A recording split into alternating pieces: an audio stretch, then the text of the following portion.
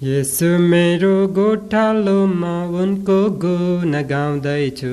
नमस्कार साथी, मलाई थाहा भयो तपाईँ त एक क्रिस्टियन हुनुहुँदो रहेछ। नमस्कार साथी ज्यू, साँच्चै म यस्तो भएकोमा खुसी छु। तपाईँका मातापिता क्रिस्टियन हुनुहुन्थ्यो? तपाईँ क्रिस्टियन भएर नै जन्मनु भएको हो? मेरो साथी, कोही पनि आफ्नी आमाले दिएको जन्मबाट क्रिस्चियन भएर जन्मेको छैन। तपाईँको भनाइ के हो? मैले बुझ्न सकिनँ। धेरै मानिसहरू यो बुझ्न सक्दैनन् कि मानिस एक क्रिस्चियन भएर जन्मन्छन्। वास्तवमा एक क्रिस्चियन हुनलाई ऊ दोस्रो चोटि जन्मनुपर्छ। तपाईँले भन्नुभएको कुरा दया गरी बुझाइदिनुहोस्। एक व्यक्ति आफ्नो मृत्युपछि अर्कोपल्ट जन्मनुपर्छ? होइन, तर मुख्य कुरा यो हो कि ऊ मर्नभन्दा पहिले नयाँ गरी जन्मन पर्छ। तर मरेपछि त कामै छैन। हो, मर्नुभन्दा पहिले जन्मनु? यस्तो कुरा मैले अघि कहिल्यै सुनेको छैन। यो नयाँ जन्म यस्तो कुरा हो जो परमेश्वरले मात्र ल्याउन सक्नुहुन्छ। तर यो आवश्यक छ अनि यही नै कारण हो हामीले पाप गरेका छौँ। झुट बोलेर, घमण्ड गरेर, रिसाएर, खराब इच्छा लिएर, मूर्ति पूजा गरेर र अरू धेरै प्रकारले हामीले परमेश्वरको आज्ञालाई तोडेका छौँ। पापको कारणले हामी आत्मामा मरेका छौँ।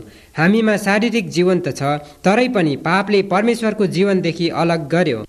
जब परमेश्वरको जीवन हामीमा फेरि प्रवेश गर्छ, हामी आत्मामा नयाँ गरी जन्मेको त्यही हो, होइन त?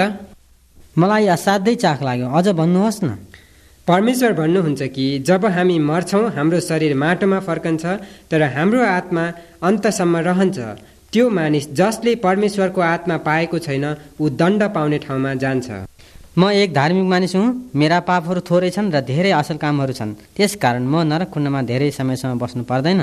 अहो मेरो साथी, ती मानिसहरू जुनहरू नरक जान्छन् त्यसलाई छोड्न सक्दैनन्। परमेश्वरले आफ्नो पुत्रको मृत्युद्वारा सम्पूर्ण छुटकाराको बाटो बनाई हामीलाई दिनुभएको छ। जुनहरू यो बाटो अस्वीकार गर्छन् तिनीहरूको लागि अर्को आशा छैन। त्यसै कारणले हामी मर्नभन्दा पहिले नयाँ गरी जन्मनु आवश्यक पर्छ।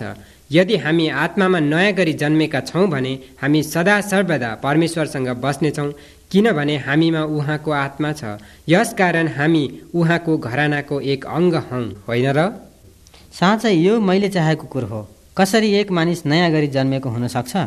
हामीलाई आफ्ना छोराछोरी बनाउनका लागि परमेश्वरले आफ्नो एक्लो छोरोलाई हाम्रो पापको लागि मर्नलाई पठाउनु भयो। हामीले पाउन पर्ने दण्ड येशूले पाउन भयो। अब मुक्ति चाहिँ सित्तैको दान स्वरूप सबै मानिसलाई दिएको छ। परमेश्वरले हामीलाई अनन्त जीवन दिनुभएको छ अनि यो जीवन उहाँको पुत्रमा छ। जससँग पुत्र छ उसँग जीवन छ, तर जससँग पुत्र छैन उसँग जीवन छैन। जतिले येशूलाई पाए उनीहरूलाई परमेश्वरले उहाँको छोराछोरी हुने हक दिनुभएको छ। येशूको सामु आफ्नो पाप मानिलिनुहोस् अनि उहाँले त्यो हटाइदिनुहुनेछ। आफ्नो हृदयमा बस्नको लागि र तपाईँमाथि राज्य गर्नुलाई उहाँलाई निम्त्याउनुहोस्। भित्र पसेर उहाँले तपाईँलाई नयाँ बनाइदिनु हुनेछ। उहाँले आफ्नै जीवन तपाईँलाई दिनुहुनेछ। तपाईँले अरू पाप गर्ने इच्छा गर्नुहुन्न। परमेश्वरलाई प्रेम गर्नु र उहाँको आज्ञा मान्नु, यो तपाईँको आनन्द हुनेछ। तब तपाईँ साँच्चै नयाँ गरी जन्मनु भएको हुनेछ, होइन त? यो सुसमाचारको लागि तपाईँलाई धन्यवाद दिन्छु र मलाई मेरो हृदयलाई चाहिएको कुरा पनि यही हो।